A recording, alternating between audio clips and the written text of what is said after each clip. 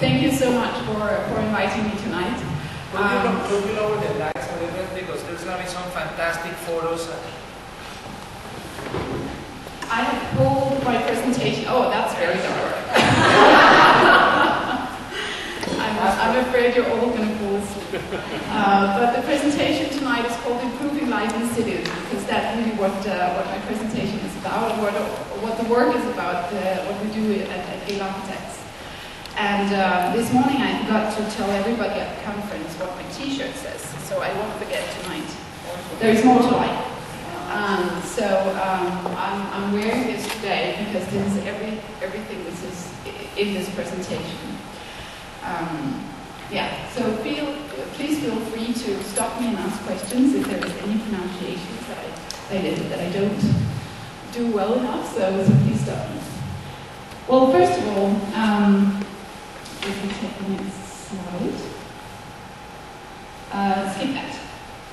The first couple of introductory pages here is just about our work, but Jill has just mentioned that very fine, so we don't have to repeat that. Okay, when improving life in cities, the way I work with that, and we work with that at Helle Architects, is that we really have to go back and understand how we work, how we act as people in a public space.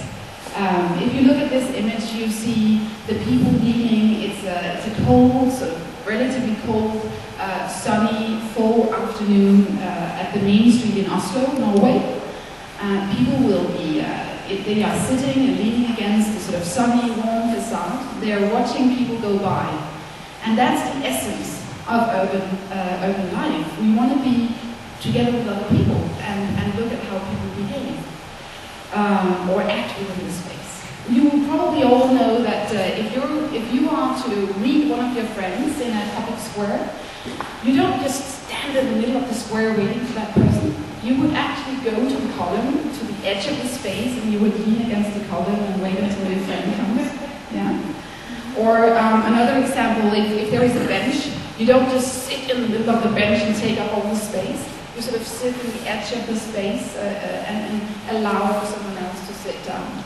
So all of these small little clues about how do we actually behave in a public environment is something that we can learn from, and we can organize our space in that way. I'll give you some more examples of that. People choose a human scale environment. We don't go to places that are off scale, that are too big, that are too windy. We choose the spaces very carefully where we feel that our body can blend in and we feel comfortable being there. And we seek this interaction with other people. A lot of traditional cities have those qualities. There was a lot of trade going on, all sort of political and social activities happened within the public spaces. There were the places where people lived were too crowded, so people did use the public spaces to have that social and political discussions and meetings. What we have seen is that after the Second World War, a lot of our cities around in all of the world have been invaded by car traffic. This picture was from Dublin. This next one is from England, where you know all these guard railings that come up to separate people from traffic and protect them, but they actually do the opposite, because people are people and they walk the shortest route. And if it means climbing over a guard railing, they will do it. This third picture is from Milan in Italy, where there are so many cars that people are moving between them like this, and it's not a dignified way to actually walk through an urban environment.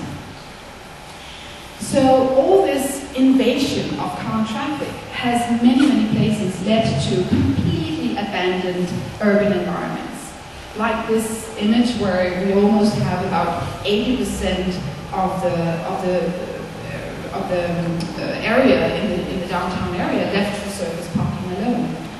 And if we look at the next image, we can see that the streetscapes are left completely empty, not just after working hours, but all day, all weekend long, all year. And it becomes unsafe, and we don't go there. And this is not something that is just happening in a little small place in a corner of the US or Canada. This is a worldwide phenomenon. Is this mic okay? Yeah. It's also happening with the new developments that are being developed all over the world. This is a European new waterside development.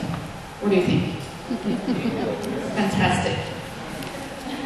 Really humane, and people-oriented, as you can see. This is a new office development in Copenhagen. Fantastic. It looks like a hospital or a city hall or something like that. It's like our city hall. No. These are some old silos that have been refurbished into condominiums. They look fairly nice from a long distance, but as you get close to it, there is nothing left for people at eye level.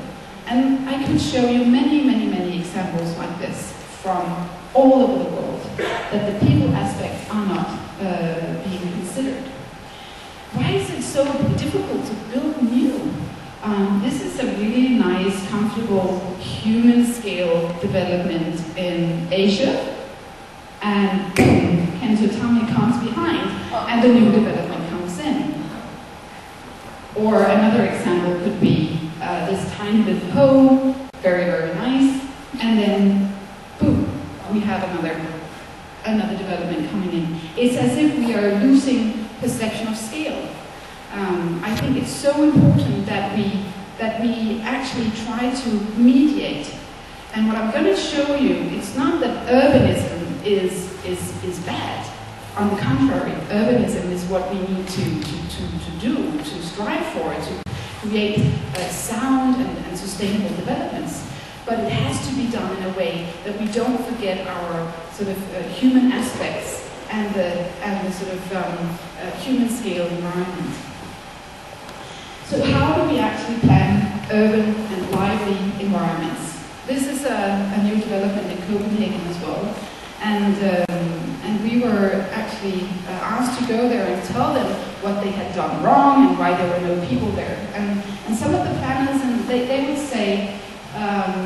say, well, but it takes 300 years to make an urban development. It takes a long time. People have to move in and plant flowers and make friends, and it takes time. But I would say that few of us have time to wait that long, and I think you are way ahead in port credit as well. And I mean, a lot of the development that is happening here already is very, very good. So we can make a difference. But first of all, we need to think about how our society has changed to actually use those kinds of qualities. About 100 years ago, the way we lived in cities, all of the activities that were taking place in public spaces a lot of them were necessary activities. People had to walk to and from work because there were no other means of transportation. People had to sell goods, people had to meet or whatever. People had to be outside because they were too crammed indoors and so forth. A lot of the activities that are happening today in our urban environments are optional activities. That means that you choose of your own free will to be someplace. And if you don't like it in that place, you go someplace else. And that's where the competition comes in. What is important to know is that all the activities that were taking place 100 years ago happened regardless of the quality we could provide in the public realm. People at that time did not care whether they were walking on Chinese granite or how colored the stones were or something like that. They had to be there. But all the qualities that are, or all the life that is taking place today, completely depend on the urban quality that we can provide as citizens, as developers, as planners, and as municipality. We all have an obligation to strive for that urban quality, because otherwise we don't have anything happening. And that also means nothing happening in Port Credit if you don't provide that good urban quality. We need to take life serious and act now. And we need to make sure that we combine our leisure, planning for leisure activities with actually planning for the needs to be there, because then we make sure that we maximize the potential of both. I think there is a lot of tendency to do helicopter planning where you start from the very top, and there is a lot of municipalities and architects that do master planning. Everything is very well thought out at that level. The buildings might look very nice. The spaces even is perhaps very nice and refurbished with this wonderful object bench you can see in the picture here. But what about life? No one thinks about life. There is not a careful programming of the activities that are taking place, all the sort of people qualities at ground floor, and the management of the environment. So we are actually advocating for trying to completely revert that planning process. Start with the life before you do anything. Start with actually finding out who are your users, who would you like to come to the place, how do they get there, what are the important connections, when should there be life, at what time of day would we like what to happen, at what time of year, what's going to happen in summer and in winter. And then based on that programming, we start developing a spatial network of well-functioning streets, parks, squares, promenades, transportation system, and so forth. And then we can start designing buildings. And if we have such a program, we can go to the architects and say, we need a building here. It can be this tall or this thick. It can have, we would like it to address our public space in this way to accommodate this type of life. And if you don't do it that way, you have very little, negotiation and means of discussion with the architect, because then the architects can come and present whatever to you, and you wouldn't necessarily know whether that's good or not for you. So you do need to think life first. A lot of people will tell me, well, our culture is different. Here in Port Credit, we don't like because it's too flat. It's too cold, or it's winter, or people would perhaps say that in Barcelona we don't bike or sit outside because it's too warm or whatever. A lot of times I show images of Copenhagen as well. This is the other picture that I showed before of the human scale social environment, and this is how it looks at winter. So we do have winter in Copenhagen as well. But I would say, despite the climatic and cultural differences, there are things that are equal to all of us, and that's the way we inhabit space. And that goes across borders, across cultures, and that's also something that you should be very aware of, because you are such a mix of cultures here in Toronto area as well. So quality criteria, when we talk about public space, needs to start with understanding people. Man is a walking animal. We walk very slow. We walk 5 kilometers per hour. I don't know what that is in miles. Help me out. 3.0. Slow. It's very slow. But that's very important to remember. When we walk slow, our senses are so important. What we hear, what we smell. The road out here is quite noisy. It's rather difficult to have a normal conversation with someone if you're standing out there. So the noise level is very important. Our brain works in a way that we need visual stimuli every 4th second. That's a lot of stimuli. It means every 4th second. Otherwise we get bored. So it's like walking on MTV, or it's like being in an environment where you can think it, that you see, you smell flowers, you see little details, you can touch something, you can see into the buildings, you can meet people. All of these things we need, because otherwise our brain simply gets bored. We also, our eyes work in a way that most of us, and that means all the ones that are not architects, seem to think or seem to look a bit slightly downwards.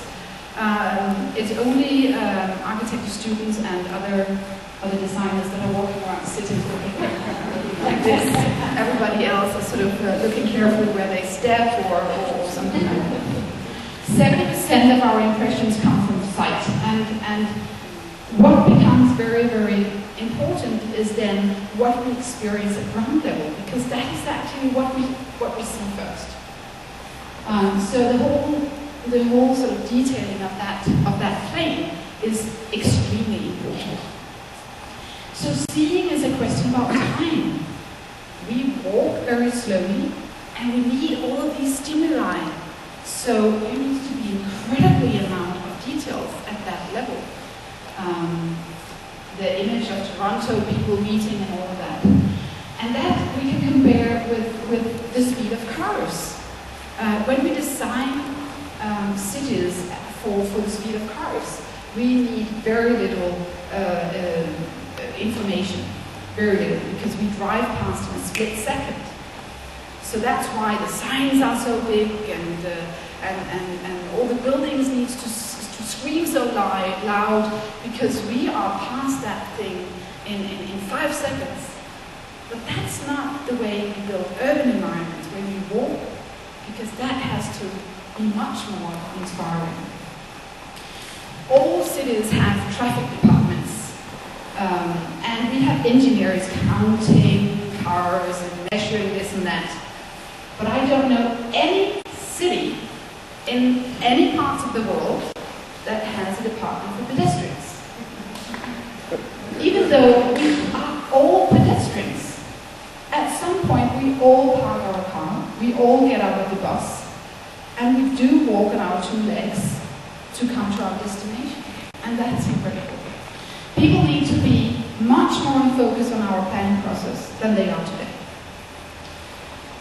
I'm going to tell you 2 examples of cities where we have worked that are both, I would say, both people-oriented and environmentally oriented. And the one is Copenhagen, where I come from, and where my business partner, Helle, has been able to influence the development of the city for 40 years. I've been there for 10. And then the other example is Melbourne. And I'm choosing those examples because a lot of you would say, oh yeah, Helle is from Copenhagen. That's European, and it looks very cozy, but it doesn't apply to us. But it does. And that's why I'm showing you the Melbourne example, because Melbourne is a modern city, very much like Toronto, and it can be done in a modern environment as well. Okay, first of all, Copenhagen. Copenhagen city centre, this is just the medieval core of the city centre, has slowly transformed its many streets into pedestrian-only areas. And the first pedestrian street was done in '62, and that street was actually done as an experiment. And people were screaming. They would lose business if people couldn't park right outside of their store. There wouldn't come as many people. What should we do with people walking up? We were not South European people. I mean, what were they trying to think? But it actually proved to be a wonderful success, and they came in thousands into the city. So slowly, the city implemented more and more pedestrian streets. And they never had a master plan for that. They didn't say, we're going to have so many square meters of public space by so-and-so. They just did it incrementally, using or doing one project after the other. So today we have more than 100,000 square meters of pedestrian space just in the core of the city, and then comes all the rest. This is an image of how the main street looked like in the 60s. A lot of people come to Copenhagen today and think that it has always been as lovely as it is, but no, this was a car-oriented city. This was how the squares looked like. They were all parking, surface parking. And this is how the same square looks today. A much more people-oriented civic place. This is an image of the town hall square, how it looked before. It was divided basically in a big traffic island in the middle. The road here to your left, Hans Christian Andersen Boulevard, it's called. It's the most trafficated street we have in an urban setting in Denmark. We have about 70,000 cars a day driving on that street. But In '96, that square was reunited to one square with buses in the back. Most of the traffic was slowed down in the right side of the square, but we still have the 70,000 cars driving on Hans Christian Andersen Boulevard. But we also have 75,000 pedestrians crossing that square, and they do it on grade in a civilized manner. It's not about pedestrian tunnels on the street or bridges to take people over. No, it's just a civilized urban way of handling traffic in the city center. I don't know how much traffic you have up here, but it could be much better. This is an image of a little square that used to be a roundabout with an information booth in the middle. And this is an image of how that square looks today. There are sort of fruit and vegetable booths, stalls in the middle, and cafes to the sides of that. Another example is a small little square that was used for parking as well. And today that is used for antique markets and bookstores, food markets and things like that. We have also tried to experiment a bit with traffic. This is an example of a shared space.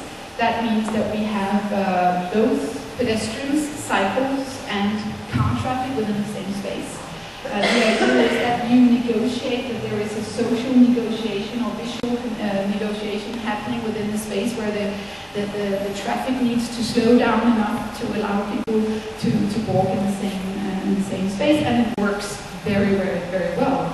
Actually, the Copenhageners will often choose that street from the busy pedestrian street because they think that's a bit too touristy. This is the place you go to if you're a true Copenhagener. But most importantly, we have a very lively city center where people live, and it's so important to have 24-hour activities. And you have lights in the windows so that you feel safe walking around.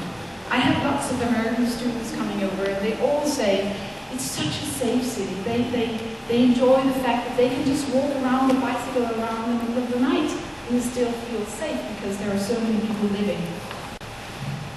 And it's important for that social interaction as well that you can have the elderly lady up in the window looking down at the people speaking in the street, and that you have that sort of citizenship together. All of this transformation has led to the fact that people now choose to stay in Copenhagen and raise their children there. 20% of everybody living now in Copenhagen are families, very young families. And I usually use this image when I speak in the US because this is a very typical neighborhood cafe in Copenhagen where all the moms are maternity leave. They would be sitting in the cafe and they would have their baby just on the other side of the window, and they would be looking at and drinking coffee with their friends and so forth. 2 years ago, we had a young Danish woman in New York that did the same. She was arrested. She was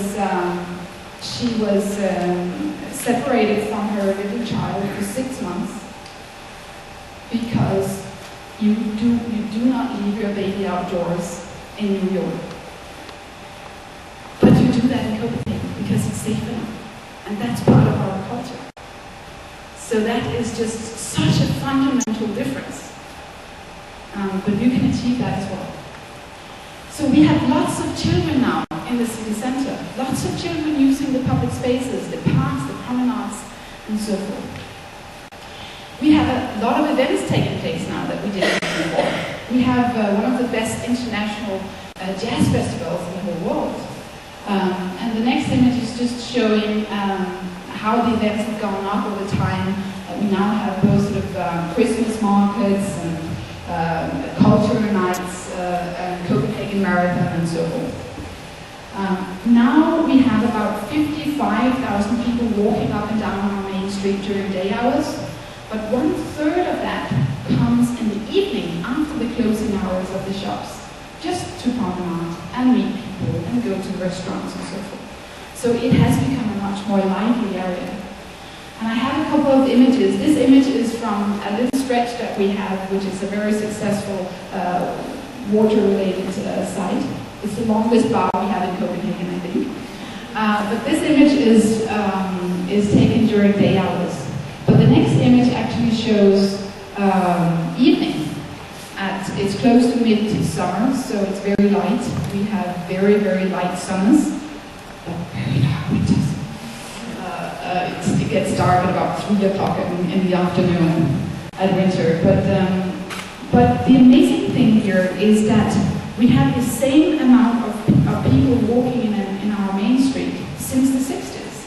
And people say, well, you do all these things, and why are there not more people walking in Stockholm? Do you know why? What do you think that is? We've had about 50 to 55,000 people walking on our main street since it opened. Not more. They don't go into shops. They don't go into shops? They don't go into shops. Is that what you're saying? No.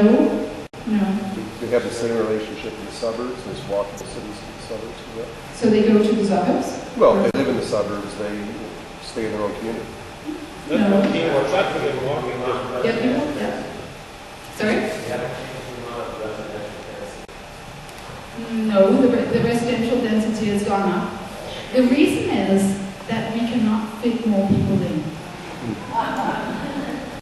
We have found out that we can fit in 13 people per meter per minute in a space.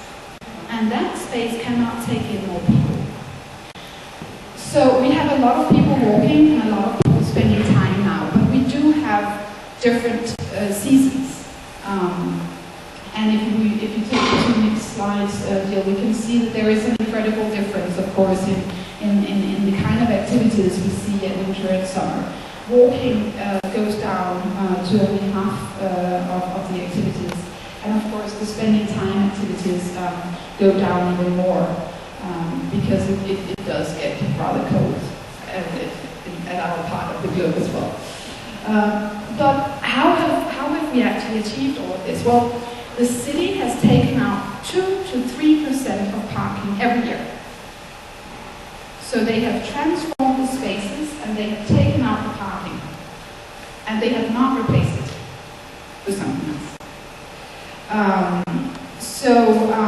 That means that we today have less than 3,000 parking lots in the city centre.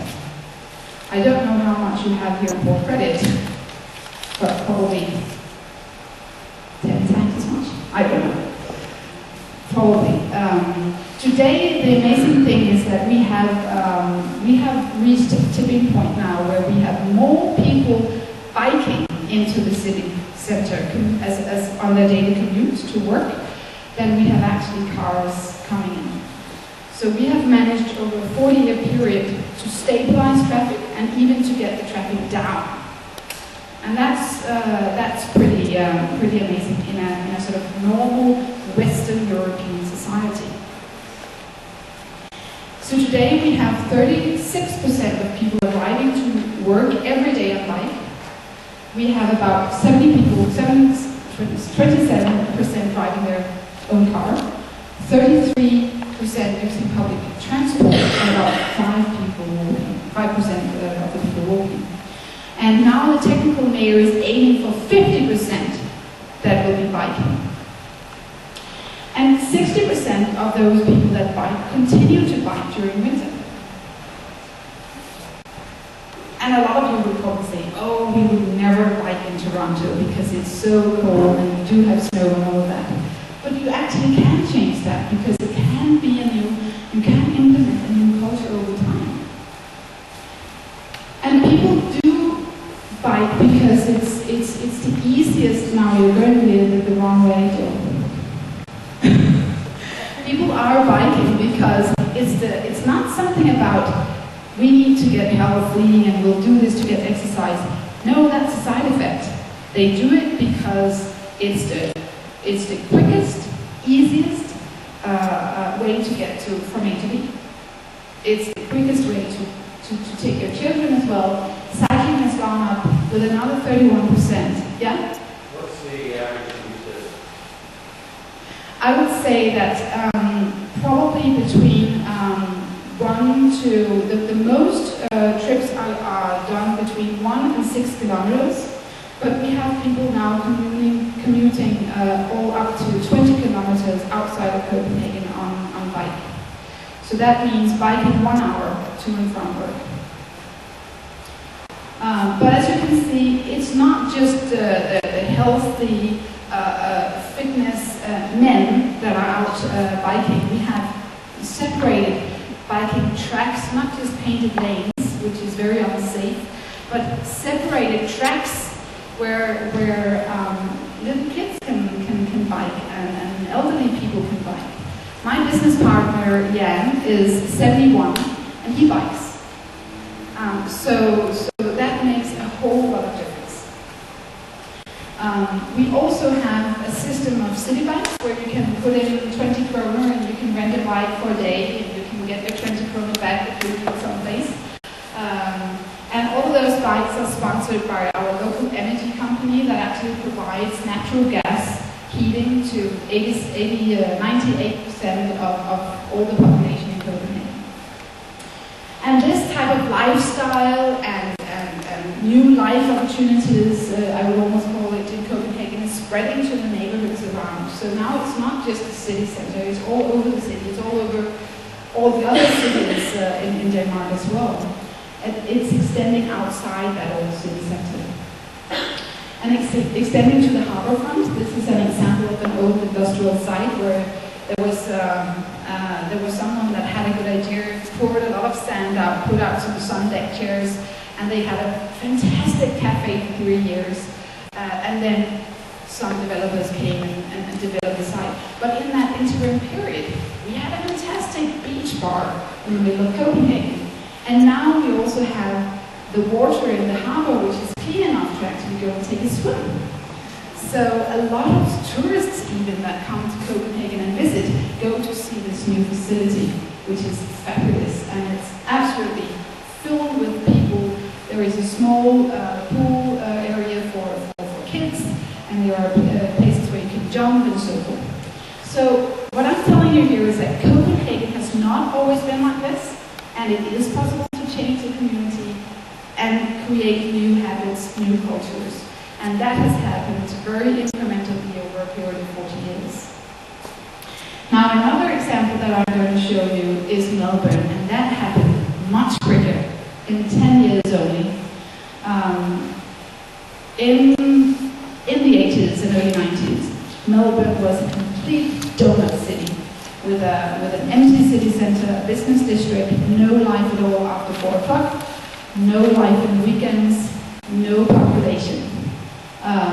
So we have been working down there since '93 and done a study and recommendations as to how to improve the urban environment.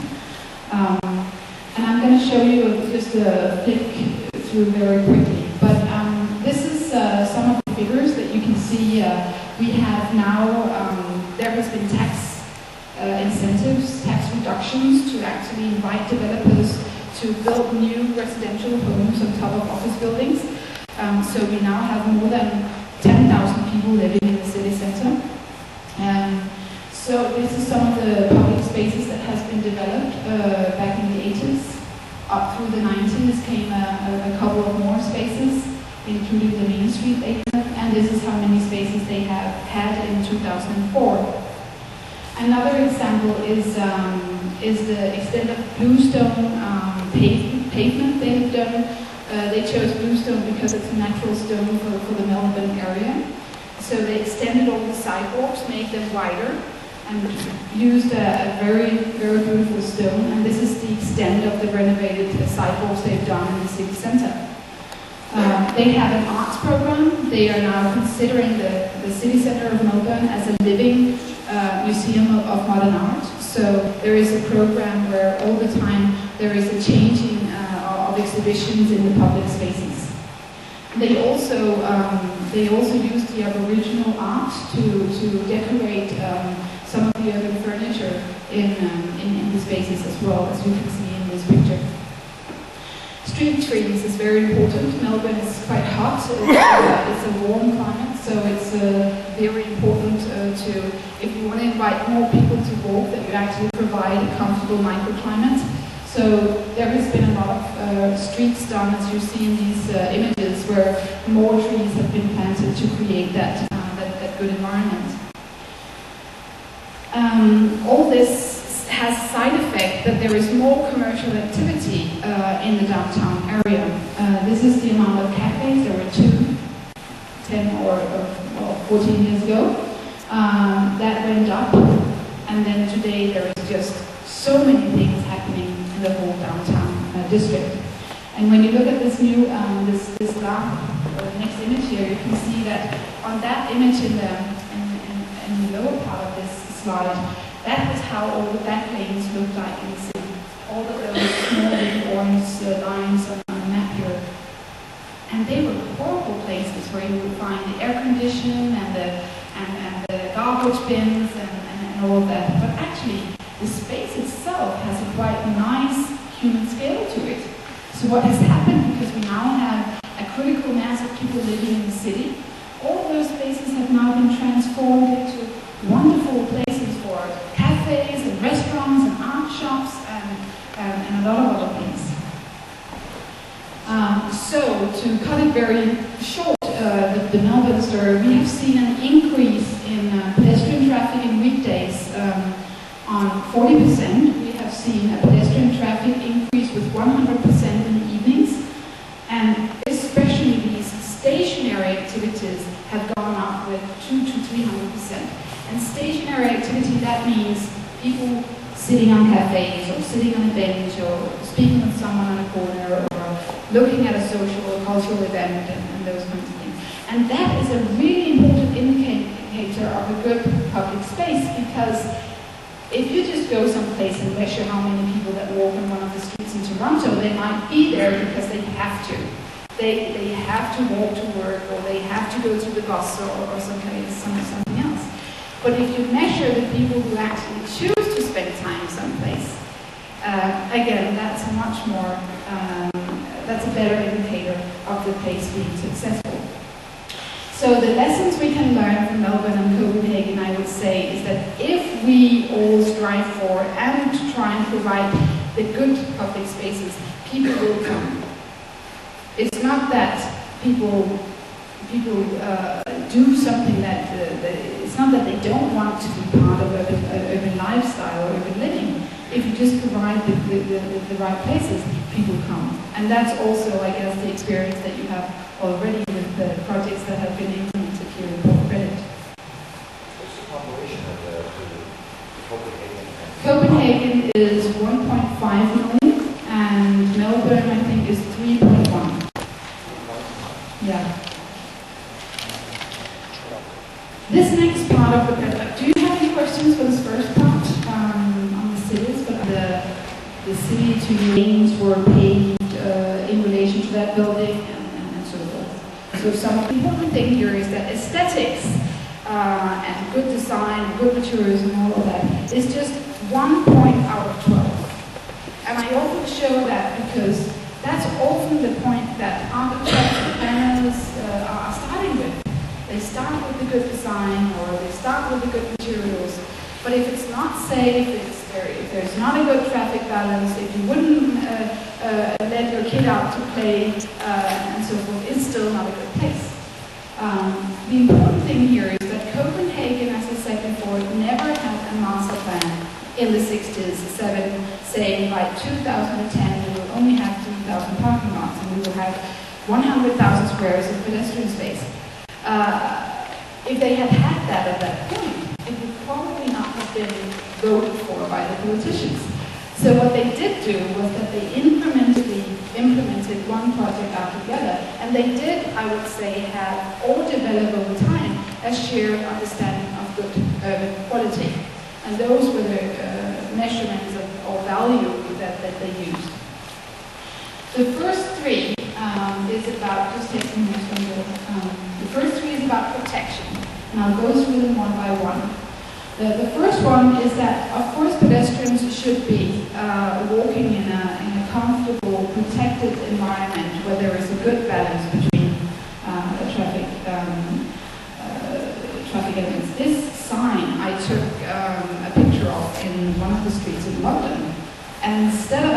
solving the project, they just put this sign up warning pedestrians that this was a traffic accident area, so please watch out for yourself.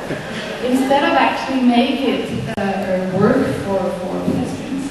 As in the next image, where this is a pedestrian area in the second largest town in Denmark, where there was a small stream or a small river. It's not a river. I guess it's a stream that was in a tunnel underneath, and it was reopened, and they created a really nice urban environment around that. People should be offered a safe environment, free of crime and violence, and that means actually layering a lot of activities and not separating a lot of traffic. Like in this case, this is a new town where we have traffic, car traffic in one space, and people in a metro system in another layer, and pedestrians in a third, and we have high-rise, and we have closed, hundreds of meters of closed facades and shopping malls and so forth. And that's not a very open, transparent environment, so it's not very safe. I wouldn't like to go there at night, where there were no people to actually look at me. But I would like to go to the city center of Copenhagen, because there are many lights, and there are many people living there also. We need to make spaces where we protect ourselves from those unpleasant climatic conditions that we do have. So Copenhagen, for example, again, is a very windy city. It's a completely flat city. That's perhaps why we have so many people biking. It's very flat, but it's also right out towards the sea, and it's extremely windy. So building high-rise buildings in Copenhagen is not necessarily the best thing to do in terms of actually thinking of it in wind terms, because there is a lot of downwash effect. And this is a normal sunshine day, and two elderly people there can barely keep their hats on because of that effect. Whereas if you take a walk in some of the pedestrian areas where the streets are very close, this part of the street is only about 8 meters wide. The sun comes down. There is a tree that sort of creates a nice atmosphere. So it's very comfortable, and the microclimate is very good. So it invites you to these walking conditions. The middle 6 are about comfort.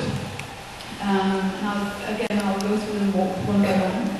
First of all, we need to give people a really nice walking experience. This image is from Thailand, but it could probably be from, perhaps we could even find a place in Port Credit, but we could definitely find a place anywhere in most of the world.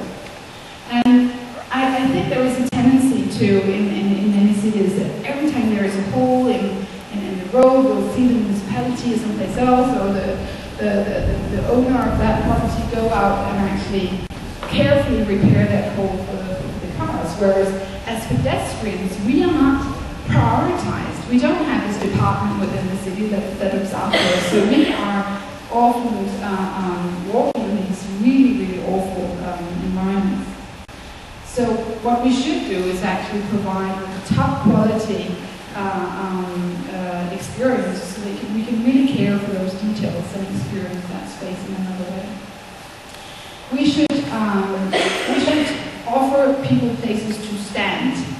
And this image is from New York, and it's really, really dull, and there is not really a pleasant state to stand and socialize with anyone.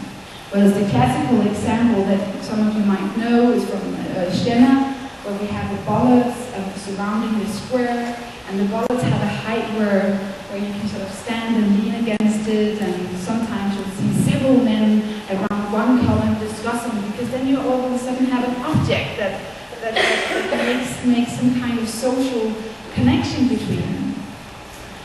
We need to invite people to sit in a space. This beautifully designed granite bench I've seen in a little town called Vejle in Denmark, but I have never seen anyone sit on it, because I don't know how you would sit on it, but also it's cold. It is so cold with a granite bench in the shadow in Denmark. most of the year. Perhaps there are 10 days during July where you can sit on this thing. So of course we need to make people comfortable. I really like the example from Bryant Park in New York with the movable chairs, because people can really move in. They can really inhabit that space. They can use several chairs to really make themselves comfortable and spend time there for several hours. And they can use it as a livable space, as a workspace, as a social space. We should offer people a good view. I think often people look at urban designers as someone that can come in and say, could you come and place a couple of benches for us and make sure they stand in the right places, or put in some flowers or whatever. And I need to tell them that that's really not what urban design is about. Sometimes I think we see a lot of benches that are just thrown out with no considerations as to what are we actually looking at, or is it placed in the right place. We don't want to sit in the middle of a space. We want to sit, as I showed in the beginning, leaning up against the facade, enjoying the sun coming in. So that's what we want to see. We want to sit in the edge of the space. We want to have something to look at, interesting people that walk by and so forth. We should have a noise-free environment. This picture of the woman leaning down to actually be able to hear what that little child is telling her could be taken outside of this building, could be taken in most of the cities that we are working in. This image, though, shows a very calm environment where four elderly women can easily sit on a bench and talk.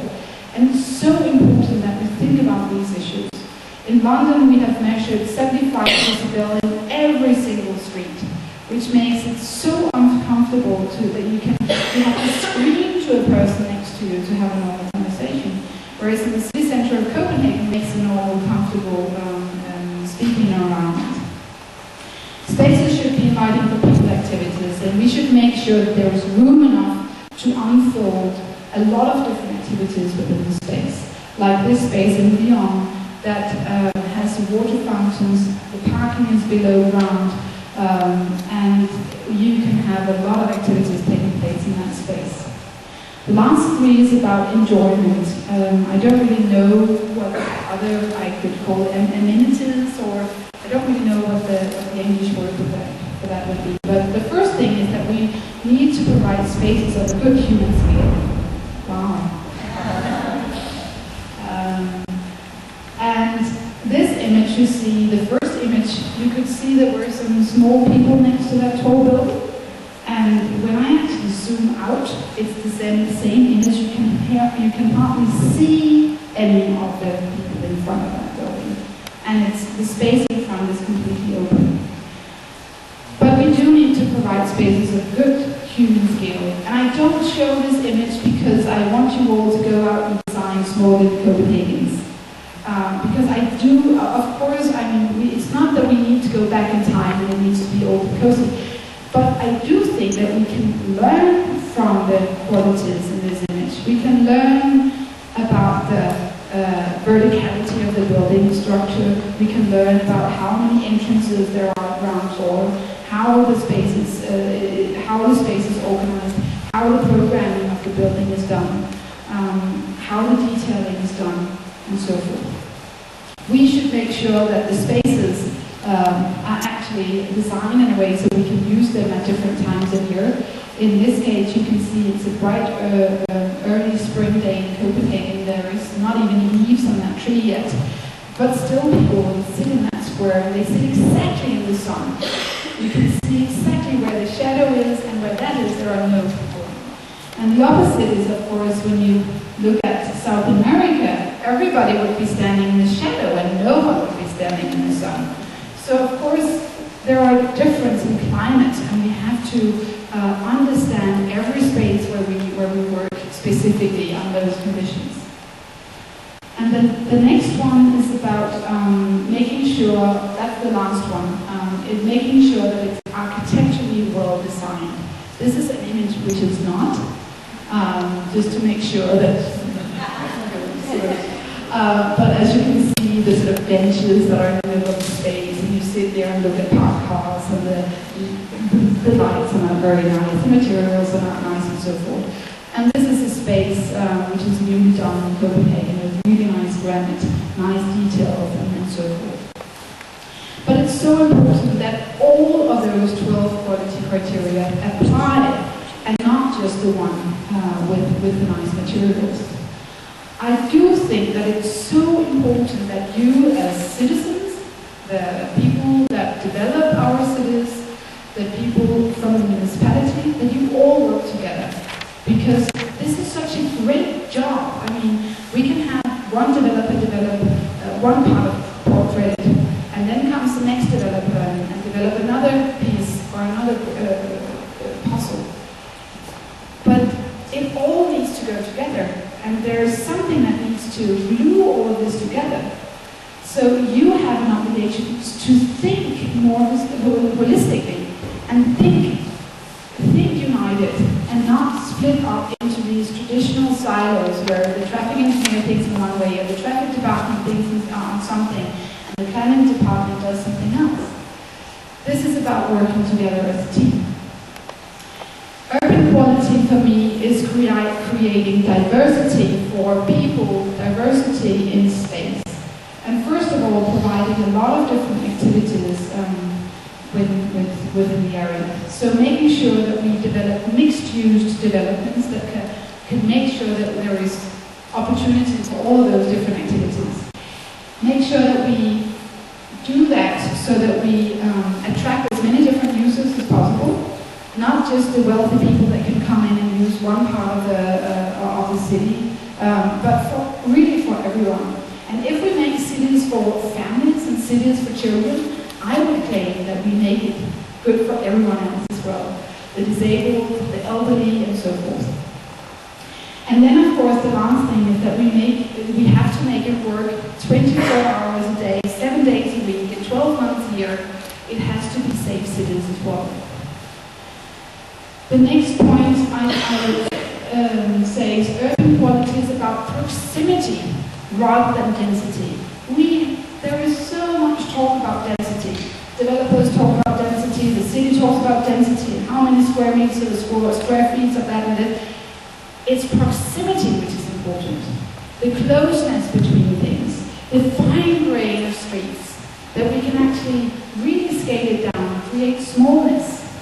The fact that we can create spaces that are destination spaces of this human scale that I was talking about before. And the last, that we make sure the edges that we provide in those spaces give something back to the space and define the space better, not sort of losing up the space and withdrawing the buildings and creating all much larger spaces again, but really defining those spaces and making sure that the ground floors especially are actively used. So we do have opportunity to create choices, and we do have possibilities to getting our priorities right, I would say. The next slide, Jill, is the last one. And I would say, think people first. It's really inexpensive. It's just another mindset. It's not something that costs extra. And I really do think that we don't do enough. I did say that this morning as well when I talked to lots of different developers within the ULI conference as well. There is a tendency in those conferences that all the right people come, we all sort of go and clap each other's back and say, oh, I do placemaking, I do too. But it's just not good enough. I don't think that I do is good enough just because I'm coming from Copenhagen. We need to strive for the best every single time, because this is people out there, and they are the end users of this. So it is only if we do this, I would say, just take the next one, Bill. Only then you will create a healthy city where people can actually walk and bike and so forth, live a healthy life. You will create a city that has dignity for all its users, where you can create opportunities for everybody to come to the city and so forth. It will be a more financially sound city as well. It will be, most of all, a livable city for everyone. And the last part.